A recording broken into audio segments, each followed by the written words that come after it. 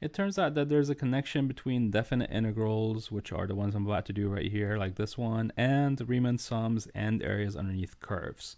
Okay, so the connection is that they all do the same thing. The Riemann sums, the areas underneath the curves, and the definite integrals are all doing the same thing. They're all calculating an area underneath a graph. And so the definite integral that is written right here, integral from a to b of f of x dx, is a representation of the exact area underneath the graph of a continuous function from a to b.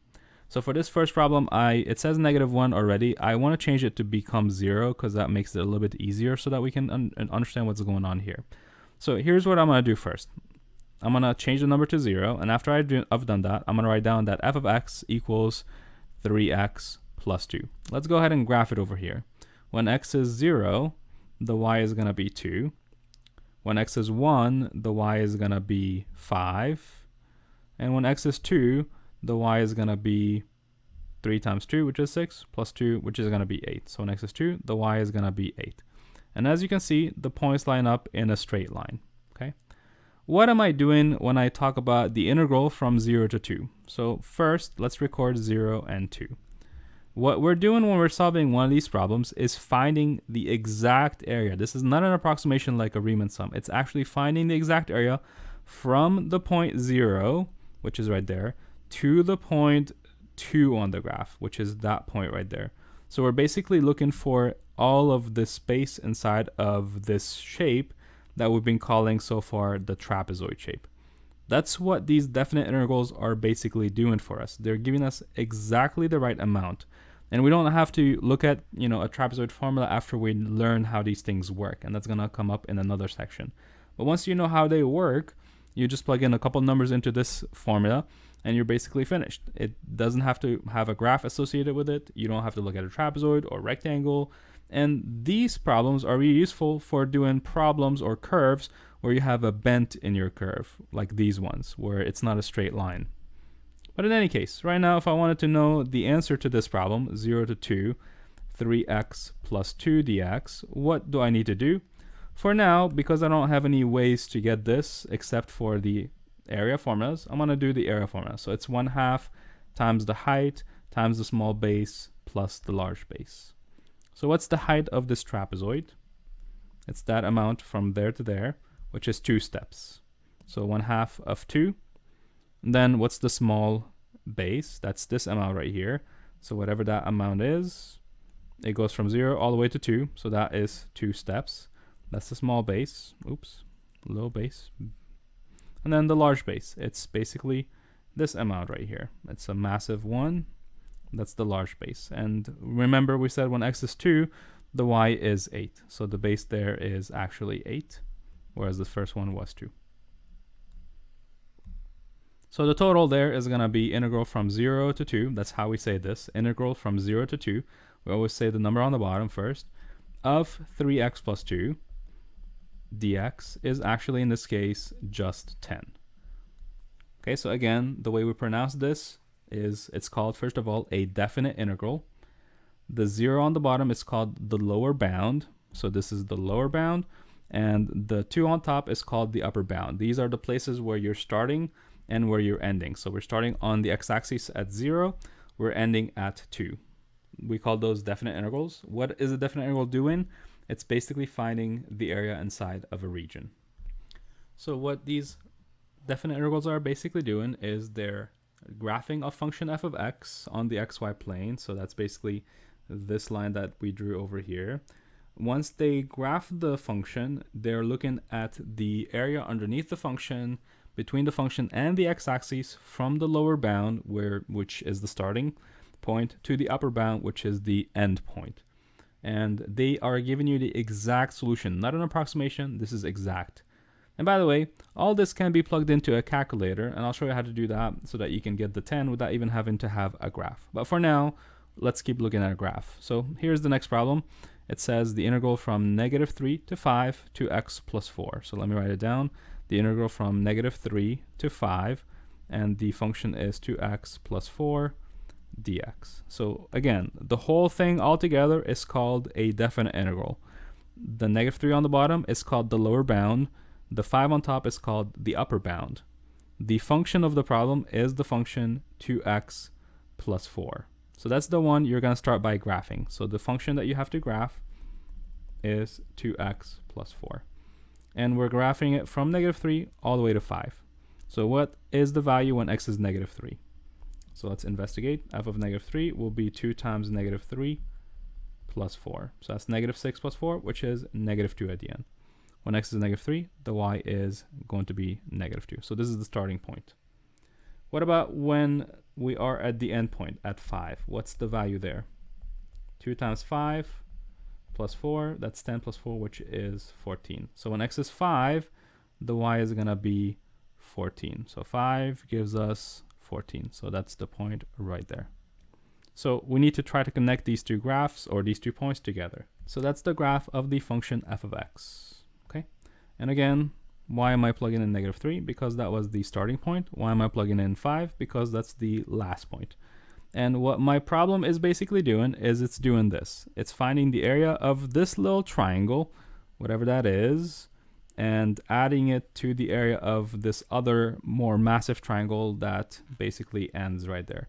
So it's always the distance from, or the area between the curve, the x-axis, and the starting point to the end point. So it's all of this area right there with the little area that's under the x-axis. Okay.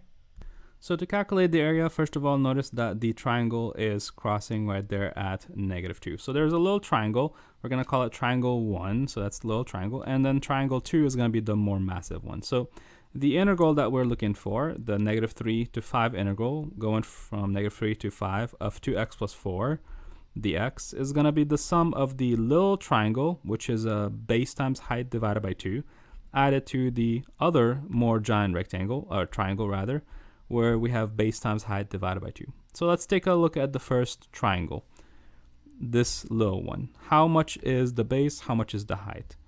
How much is that right there? That's going to be from 0 on the x-axis to -2 on the y-axis. So basically it's 2 steps, but it's under the x-axis. It's going from 0 to -2, so it's actually going to be considered -2 steps. So that's the height or the base or whatever you want to call it. Now, what about the other side? How big is this side right here? The side is going from -3 to -2. That's 1 step only. So we're going to write a 1. So be careful. The first amount is actually going to be negative. So that's something that happens with areas. We're going to think of some areas being negative, some areas are being positive. So anytime you have an area under the x-axis, it's going to be considered a negative amount. Areas above the x-axis will be considered to be positive amounts. So like this second triangle is going to be a positive amount because it's the whole thing is above the x-axis. Now, how big is the side right there? It goes from -2 all the way to 5. So 1, 2, 3, 4, 5, 6, 7 steps to get there. So 7 steps, that means that the amount is 7. Okay, so the base is 7. And how much is the height?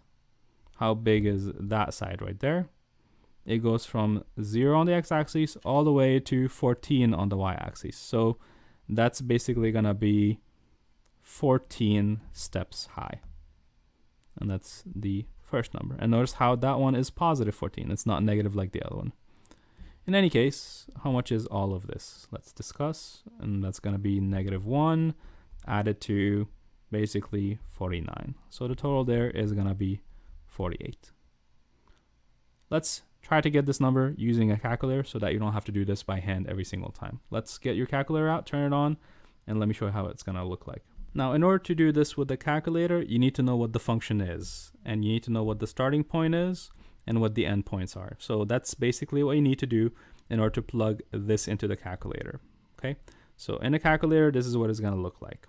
So first, you're going to go to the Y menu and plug in the 2x plus 4. So 2x plus 4. That's the function of the problem. Next, you're just going to click on second and then trace.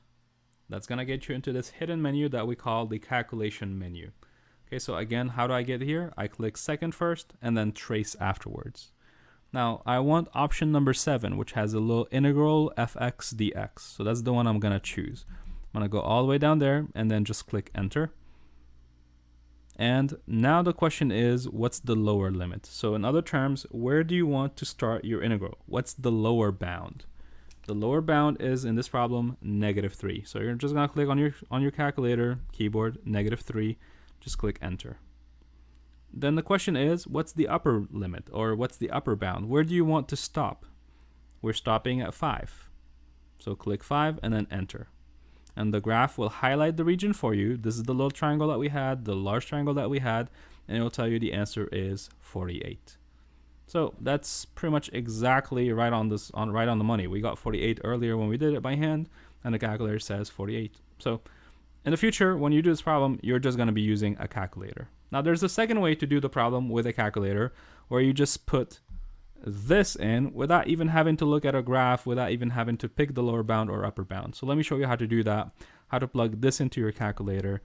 So you're gonna first click on the button that says math, and you're gonna find a command, I believe it's number 9, that says FNINT. Okay, so here we go, click math. Then you're gonna go down all the way to find FNINT. It's option number 9 for me, and it should be the same for you depending on, no matter what calculator you use. I believe it's the same for TI-83s and 84s. Next thing you want to do is type the equation of the function. What's the name of the function? The name of the function is 2x plus 4. And then what you want to do is tell the calculator what's the letter that you just plugged in. The calculator needs to know what letter you used. It's kind of like, silly, but you have to write comma and then put the letter that we used. The letter we used was x. Then you got to tell the calculator what the lower bound is and what the upper bound is. So we're going to click comma again, tell it the lower bound. So -3, comma, the upper bound. In this case, the upper bound was 5. Close the parentheses and then just hit enter. And there it is. We don't even have to look at a graph. We don't even have to look at the lower bound, upper bound. If you just memorize the formula, how it works, we first put the function, then the variable, then the lower bound, then the upper bound, and then just click enter, and boom, there you have it, 48. So there's the recipe. I wrote it down for you in case you forgot or in case you want to see it. That's what you need to do. So plug in the integral into the calculator by clicking math, then select option number 9, which is function integration, FNINT. Type in the name of the function first, which is 2x plus 4, then the variable that we used, which is x, then the lower bound, then the upper bound, close the parentheses, hit enter, and it should say the right thing on your screen.